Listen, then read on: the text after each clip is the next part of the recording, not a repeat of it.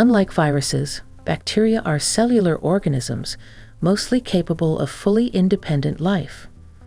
But some live on or in larger animals, some or all of the time. Indeed, it is estimated that each human is colonized by almost 10 bacteria for every cell of the body. Now, this microbiome is made up of several thousand different species, most of which are innocuous, and may even have a beneficial role in enhancing human health. However, a few species can cause disease, and together with viruses, these now constitute the major infectious threat to health in developed countries. So, the discovery of antibiotics was a lifesaver. Large number of bacterial infections have been controlled largely by chemotherapy.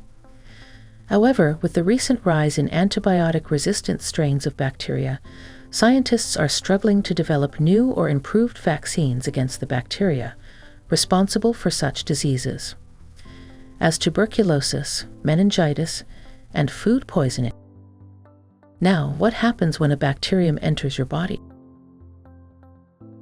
Well, there are 3 main ways your body will defend you against these pathogens.